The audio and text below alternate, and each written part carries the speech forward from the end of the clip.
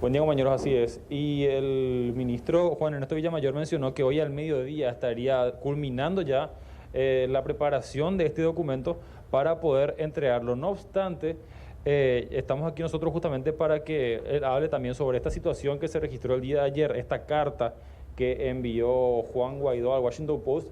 Eh, Básicamente rechazando lo que decían también más temprano del gobierno paraguayo sobre que la propuesta vino de Venezuela. Juan Guaidó lo que decía, recordemos, es que la propuesta en realidad salió de Paraguay. Y bueno, y la respuesta también al respecto del ministro de Gabinete. En un proceso negociador hay propuestas de ambas partes, siempre. La propuesta paraguaya fue efectivamente una quita del 50% de capital y el 100% de los intereses. Esa es la propuesta de la República del Paraguay. Esa propuesta fue aceptada por la administración del presidente Guaidó. Yo acá tengo en mi poder la carta del 11 de noviembre firmada por el señor Troconis que dice aceptación de la oferta. La oferta ha sido aceptada. La oferta de la quita del 50% de los intereses. Del 50% y del 100% de los intereses. Esto representa para el Estado paraguayo, en los términos que se habían conversado por parte de Petropar, un ahorro de más de 150 millones de dólares. Esa es la propuesta que presentó la República del Paraguay. La República Bolivariana de Venezuela, acá están las actas de acuerdo donde Petropar reconoce la deuda, la del año 2009 y la del año 2011. O sea, esta deuda no se discute. Claro. La propuesta paraguaya es ahorrar 150 millones de dólares. Esa es la propuesta de Paraguay. La República Bolivariana de Venezuela presenta un borrador de acuerdo que tiene otros ítems. Contiene posterior a la propuesta paraguaya que fue aceptada. Al aceptarse la propuesta, ¿qué hacen? Bueno, presentan un acuerdo extrajudicial. Este es el borrador que publica el Washington Post. Y este documento no es aceptado por Paraguay. Este documento, que también es recibido en el mes de noviembre. En el mes de marzo del año siguiente, 4 meses después, este documento no es aceptado porque no tiene algo que pidió el presidente: la garantía de la fuerza cancelatoria del acuerdo. Es decir, llegamos a un acuerdo, ahorramos 150 millones de dólares, pero tenemos que tener la certeza absoluta de que hemos pagado los 300 y de que ya no se debe nada. Petropar ya no le debe nada a PDVSA. Y eso no lo podemos certificar con este acuerdo, porque este acuerdo tiene defectos formales. Esos defectos formales fueron puestos a conocimiento de ellos para que los corrijan y que entiendan que la prioridad del proceso es ir a París juntos, venezolanos y paraguayos, PDVSA y Petropar, a decirle al Tribunal de París: hemos arribado a este acuerdo que implica un ahorro de 150 millones de dólares para la República del Paraguay, y con este pago acordado se cancela el reclamo de París. Nos dicen: vamos a hacerlo, pero vamos a hacerlo después. ¿Y cuál fue la posición de Paraguay? Vamos a hacerlo antes. Porque esa es la garantía de que el acuerdo tiene efectos verdaderos. Pásanos con el Mauricio. Cuando llega el mes de marzo, el señor Hernández, entonces fiscal, creo que la figura del fiscal es semejante a la del procurador nuestra, le dice, comunica que no están de acuerdo con dos cosas. Uno, el monto de la quita del 50% cuya aceptación yo tengo en mi poder. Y no están de acuerdo con los honorarios del doctor Vidal. Si quieren hablar del estudio, encantado. González, Sí, encantado.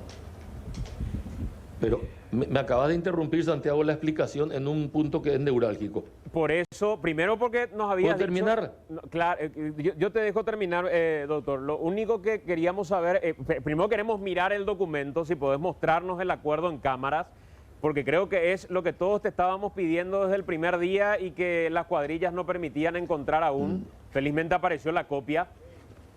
Así que miremos un poco primero el documento, si nos podemos acercar a ese documento para ver con precisión. La primera página, doctor, ahí permitimos cerrar, tiene fecha arriba. No, si la segunda está firmada.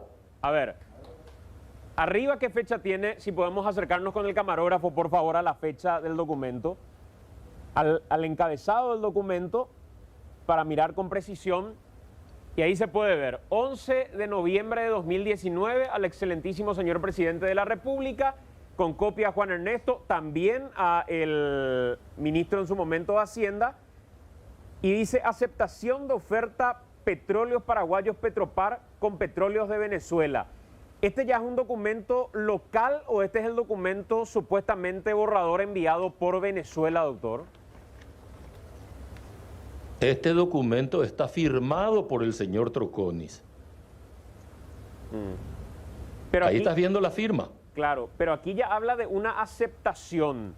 Por eso es que quizá Venezuela dice claro, que en la base propuesta a esta parte de aceptación, resulta que no tengo la costumbre, y te pido a vos que me disculpes y a la audiencia, porque hay una demora en la transmisión. Entonces parece que nos superponemos hablando. Sí, y te escucho, doctor. no te preocupes que cuando deje de ser funcionario público me voy a hablar profesional de esto. Bueno, te escucho con la explicación. Acá ellos aceptan la propuesta paraguaya y en base a esta aceptación acompañan el borrador de acuerdo. Es allí donde tenemos la dificultad, en el borrador del acuerdo. Lo que propone la República del Paraguay, el ahorro de los 150 millones de dólares, están aquí. Aceptación de la oferta, firmado por el señor Javier Troconis. Sí. Si me permite, vamos a hacer lo siguiente, Con esta doctor, base, porque esta aceptación de la oferta, ahí sí podés dejarnos. Quiero dar lectura a lo que dice. Ofrecimiento, ahí nos cerramos, ahí nos quedamos. El gobierno de la República del Paraguay ha manifestado contar con fondos líquidos para hacer frente a un pago único y de contado por el equivalente al 50% del monto de deuda nominal, con una quita del 100% de intereses. Después habla de la aceptación de la oferta y dice, conforme a las tratativas y conversaciones mantenidas con el doctor Vidal Aurnague, designado al efecto, nos encontramos dispuestos a aceptar una quita equivalente al 100% de los intereses y 50% de la deuda nominal. En caso de suscribir el correspondiente acuerdo, informaremos la cuenta de la República Bolivariana de Venezuela para hacer el depósito, el efectivo, el pago, solicitando que la República del Paraguay absorba los gastos casuísticos del arbitraje en trámite ante la Cámara de Comercio Internacional, absorbiendo la República Bolivariana de Venezuela los honorarios del doctor Vidal Aurnague y su equipo de profesionales que lo acompañaron, a fin de arribar a este acuerdo amigable entre dos naciones hermanas y luego de tantos años en pugna, permitiendo esto restablecer la colaboración internacional entre ambas y fomentar el comercio recíproco. Sin otro particular, la despedida, Javier Troconis, comisionado presidencial para la gestión de activos, que hemos visto en un documento que fue firmado por el propio Juan Guaidó al gobierno paraguayo. Entonces, de esta propuesta o de esta aceptación, ministro, se llega al borrador del acuerdo, que es lo que no prosperó. Exactamente, el borrador del acuerdo tiene defectos formales que hacen imposible llevarlo adelante porque no garantizan la extinción de la obligación de Paraguay. Y es allí donde nosotros dijimos no podemos suscribir el acuerdo. Fíjate que lo esencial, el corazón del sistema, lo que yo muchas veces comuniqué y ahora se ratifica que yo estaba diciendo siempre la verdad. La propuesta paraguaya implica la quita del 50% del capital. Acá tengo la nota de PDB, de Petropar, el acta de compromiso del año 2011, que establece que este es el monto de la deuda líquida. 284 millones de dólares. Sí. Esto lo firmó Petropar en el año 2011. Es decir, uno, que se debe 284 millones de dólares de capital, no se discute. Sí. Que se deben todos los intereses, no se discute. Nosotros hemos obtenido una quita del 100% de los intereses y del 50% del capital. Hemos ahorrado a la República del Paraguay en este proceso más de 150 millones de dólares. Pero el documento operativo, porque el ofrecimiento dice que se va a firmar un acuerdo. Ese acuerdo tiene defectos formales que impidieron que se lleve adelante.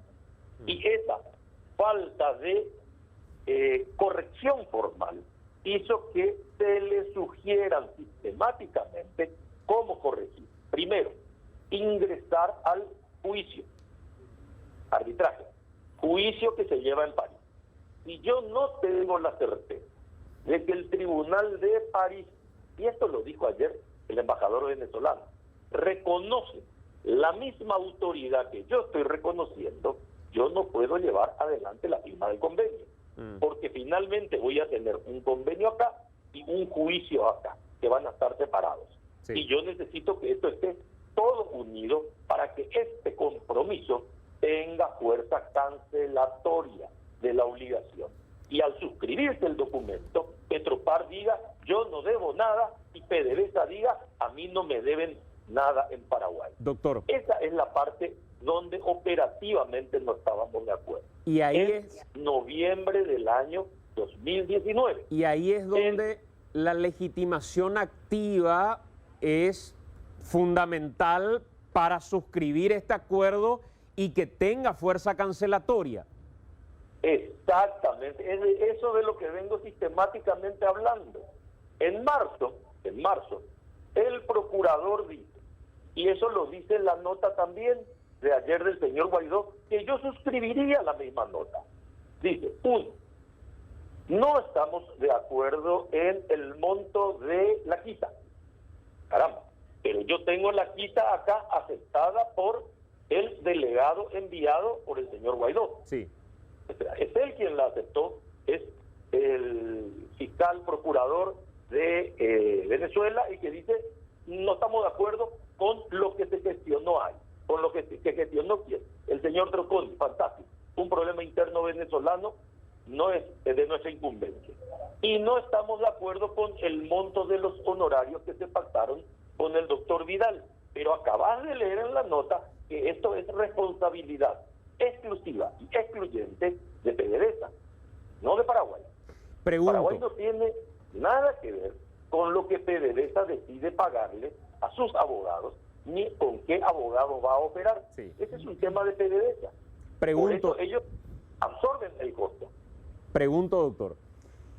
Sí. Desde el momento en que inician las conversaciones, ¿acaso ustedes no sabían que independientemente a la postura política que puede llevar a reconocer a un gobierno encargado como el de Guaidó, la falta de legitimación activa iba a hacer que no sea viable una negociación de este tipo, y que por más que parezca una negociación absolutamente conveniente para el Paraguay, no tenía condiciones de prosperar?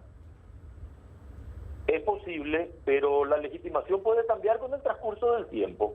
Normalmente en las democracias cambia cada 4, cada 5 o cada 6 años. O sea, las legitimaciones cambian.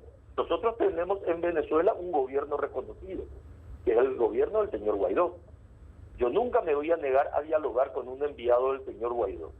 Yo nunca me voy a negar a hablar con el embajador de la República Bolivariana de Venezuela, que fue acreditado en la República del Paraguay por el gobierno del señor Guaidó. Entonces, ¿con quién yo hablo internacionalmente? Con el gobierno que tengo reconocido. Sí. Yo no puedo hablar con la administración que no reconozco. En eso mínimamente podemos ponernos de acuerdo. Y lo que hoy no es posible, a lo mejor es posible mañana. Esta es una oferta que hemos recibido de hablar de este tema. Pero, doctor, hemos establecido cuál es el objetivo de Paraguay, el objetivo ha sido aceptado, y si nosotros podíamos convertir este objetivo en legitimación en el proceso de París, hubiésemos conseguido 150 millones de dólares de ganancia para el pueblo paraguayo. pero, y si doctor, eso no se consigue, lo único que hemos perdido es tiempo. aquí se termina trabando este acuerdo que usted dice, hasta suscribiría la nota de Guaidó firmada el día de ayer, porque finalmente, a pesar del acuerdo firmado por quien era el enviado para realizar estas tratativas, el gobierno venezolano decide no dar, el gobierno de Guaidó, no dar su visto bueno para el acuerdo. Entonces, pregunto, ¿qué hubiera pasado si es que daba luz verde el gobierno de Guaidó a este acuerdo y en realidad estamos hablando de un gobierno sin legitimación activa? El gobierno paraguayo hubiera acordado con un gobierno que no tiene condiciones para suscribir un acuerdo de este tipo y de esta envergadura. Vuelvo atrás y te pido que recordemos los tiempos. Este acuerdo es propuesto el 11 de noviembre. La manifestación del fiscal procurador, del señor Hernández, es en el mes de marzo. Han pasado 4 meses sin que se firme el acuerdo. La República del Paraguay no iba a firmar un acuerdo con estos defectos de forma y no iba a firmar un acuerdo que no implique la decisión del tribunal. Por eso no se avanzó en 4 meses. Sí, el acuerdo ya está aquí. Es decir, la aceptación de la propuesta ya está. La propuesta ya está. ¿Qué pasó entre el 11 de noviembre y fin del mes de marzo? Sí. Ese es el punto, porque No. realmente, en tu mismo razonamiento, si hubiésemos querido firmarlo solamente, teníamos 4 meses. Doctor, ¿Por qué no lo hemos hecho? doctor, ¿qué? Y ahí está la demostración de que habiendo recibido el acuerdo de borrador, el borrador de acuerdo, perdón, somos nosotros los que no hemos aceptado la parte formal, porque no implica el reconocimiento del tribunal más que a través de un proceso indirecto.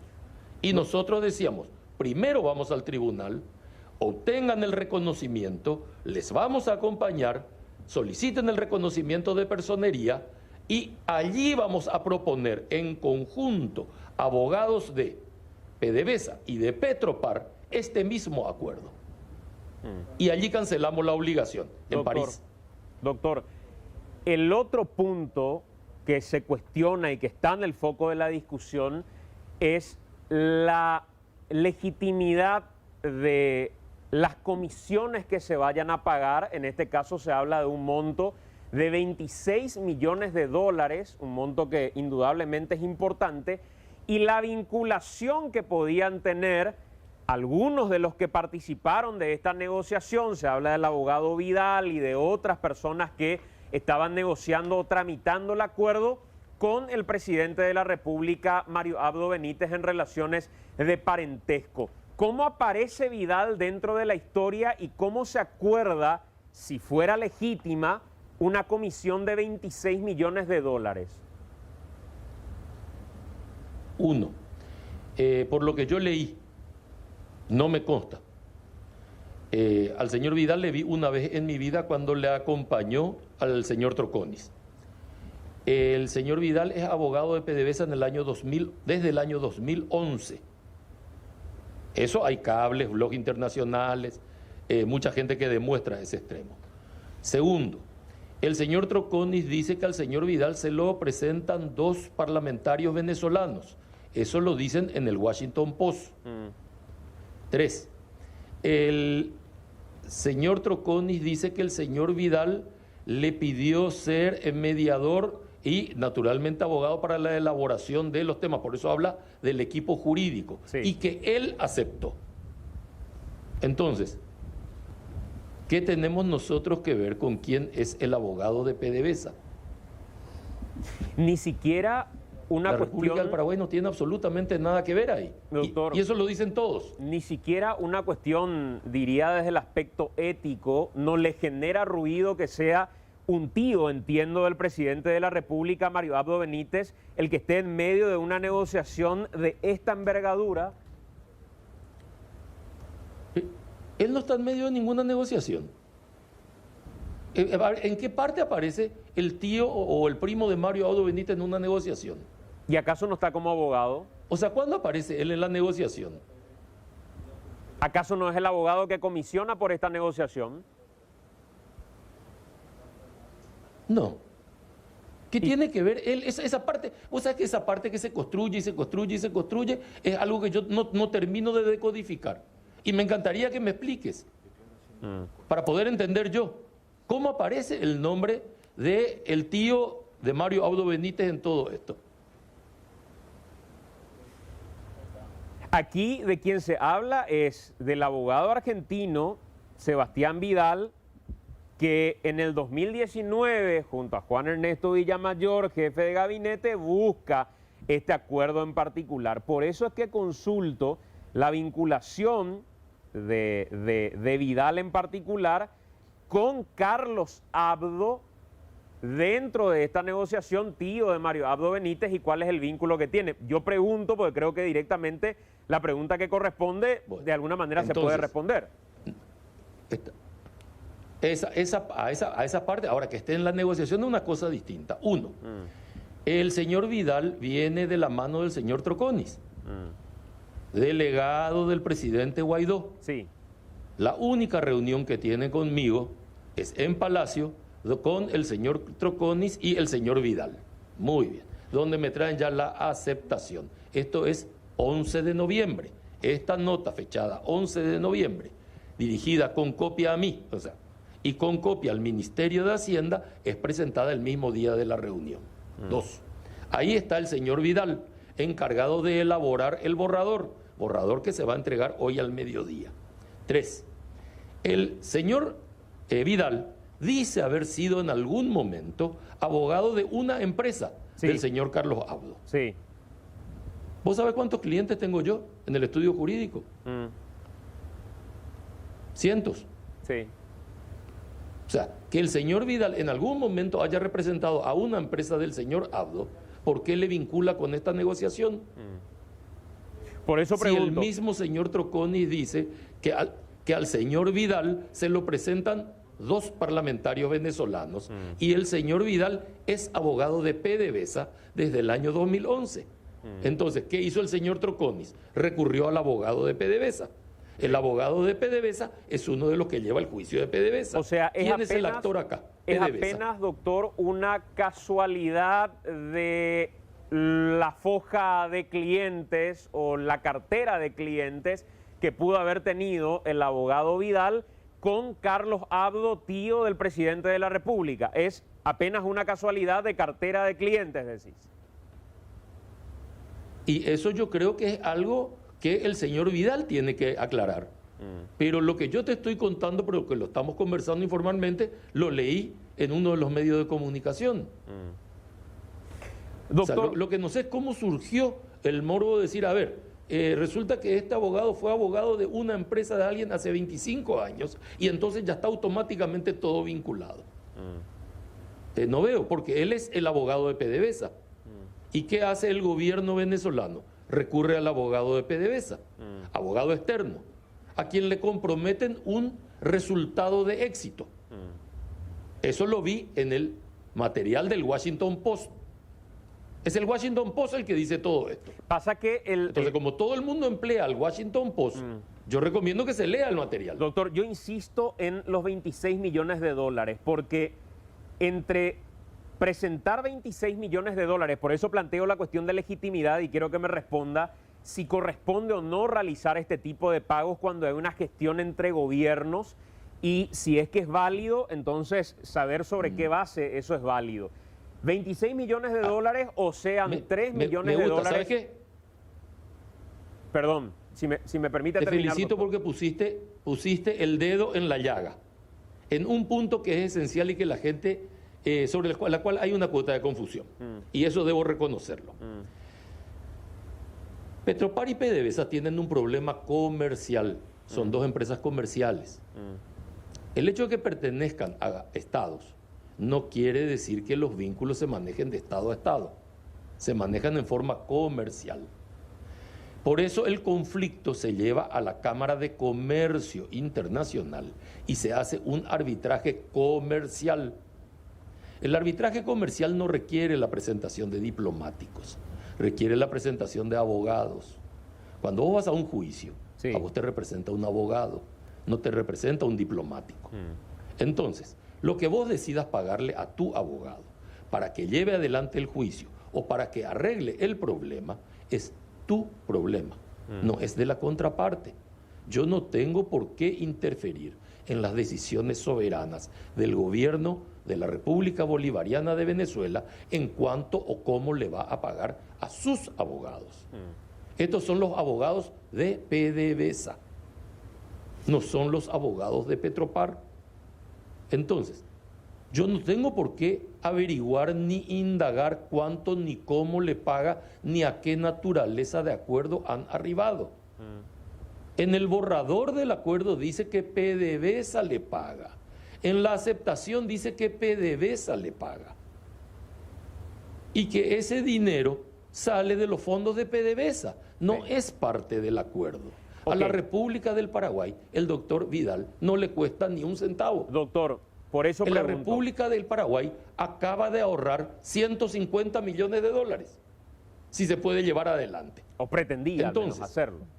¿Cómo es posible que haya tanta desconfianza en el ahorro de 150 millones de dólares?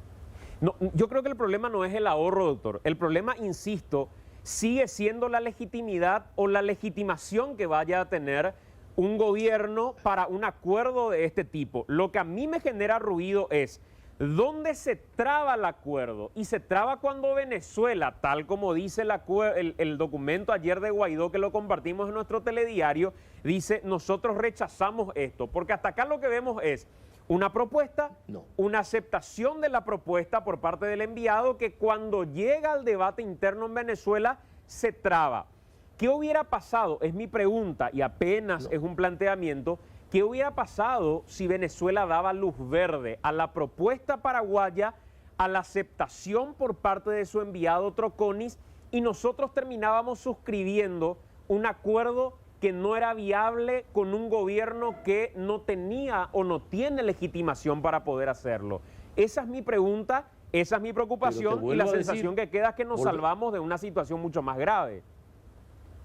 Pero, a ver, volvemos a la hipótesis anterior. 4 meses tuvimos la aceptación en nuestra mano de la propuesta y no suscribimos el acuerdo que ellos nos entregaron. Sí. El borrador de acuerdo. Entonces, ¿por qué se supone que íbamos a suscribirlo después si seguía teniendo los mismos vicios? Nosotros no suscribimos por razones operativas. Ellos volvieron atrás en su propuesta económica, en la aceptación de la propuesta económica. Si nosotros superamos la duda técnica y obtenemos el acuerdo del tribunal arbitral, claro que suscribimos el acuerdo. Pero necesitamos ese tema para que el pago tenga fuerza cancelatoria. Doctor, esto lo entienden todos los abogados, todos. Doctor, lo que no podemos es construir diciendo, si ellos hubiesen aceptado y nosotros hubiésemos, o sea, iba a, estaba por y pensé que. No tengo modo de saber eso. Doctor. Yo sí sé que, y esto sí se hizo, no se aceptó en los términos técnicos del borrador de acuerdo. Pregunto por último. La aceptación de la propuesta la tenemos por escrito. Pregunto por último, ya que usted tiene el documento a mano y a la vista.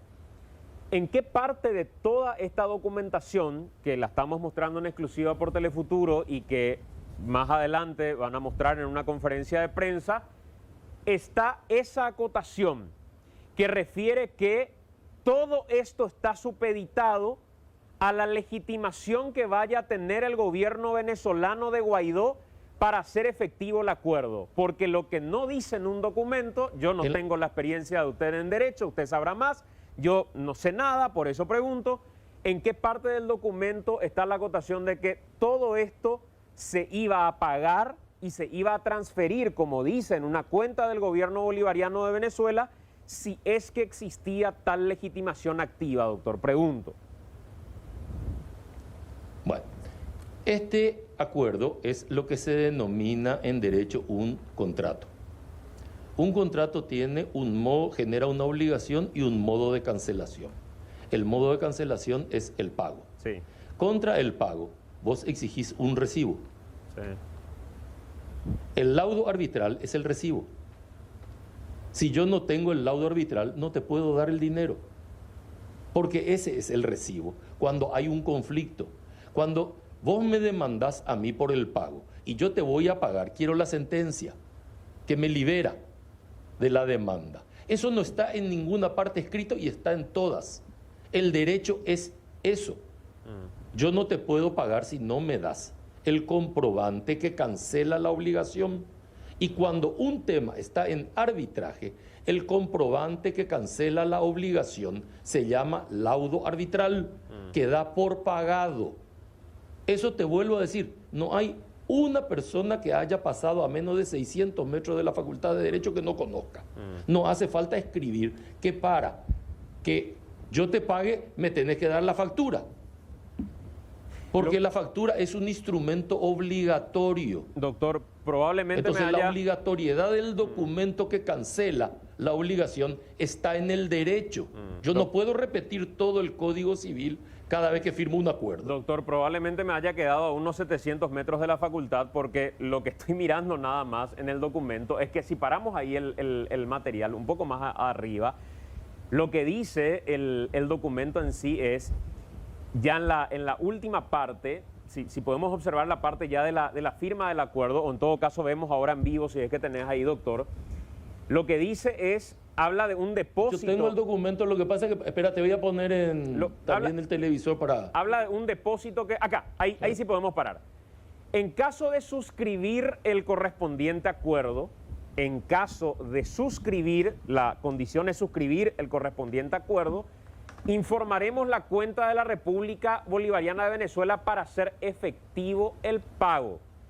Esa es la condición, la suscripción del acuerdo. Mi pregunta por eso es, ¿qué hubiera pasado si se suscribía el acuerdo cuya condición era el pago a partir de esta cuenta?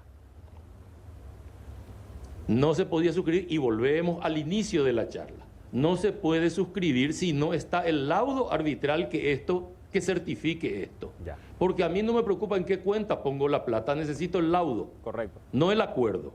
Es justamente ese el problema de fondo, el que está señalando. Tiene esa dificultad operativa. Si vos no podés desarmar el juicio en París, no podés cumplir este acuerdo. Entonces, ¿para qué vamos a firmar algo que no podemos cumplir? Doctor, por último, eso es lo que ellos han pedido. Y eso pusieron, perdóname, y eso pusieron en el borrador de acuerdo, por eso nunca se suscribió. Doctor, casi al unísono, algunos sectores, sobre todo del sector de Honor Colorado, de su partido, han pedido que usted se aparte del cargo, que usted renuncie, que usted salga. Incluso el ex precandidato a la presidencia, Santiago Peña, dijo que usted es uno de los más importantes pillos y peajeros que tiene este gobierno. ¿Cuál sería su respuesta ante esa situación que se da en la interna del Partido Colorado con uno de los movimientos que ustedes están gestionando como gobierno y como partido, la famosa Operación Cicatriz? Mire, la parte de... Supongo que Peña tampoco habló mucho, hablando de pillo, pero tampoco habló mucho de la reunión en el Quincho, ¿verdad? Supongo que no se refirió a eso en todos sus tweets. ¿Qué reunión de Quincho? Si vamos a hablar de esto, vamos a hablar de muchas cosas. Cuando aparecen gente que realmente vulneró principios judiciales reunidos en el Quincho en plena sesión de la Cámara de Senadores. No sé si hizo un tuit sobre eso. Le preguntaría, ¿qué tuiteó? No habló de eso, solo pidió su renuncia. Si vamos a hablar de política nomás y de lo que se trata es de abrir grietas, porque en el fondo no nos interesa el tema, ni la Operación Cicatriz, ni la unidad del partido. Tampoco me sorprende que gente que no es del partido esté preocupada por eso. Pero centrémonos en esto, que es lo importante. Esto es lo importante. El proyecto de acuerdo está acá.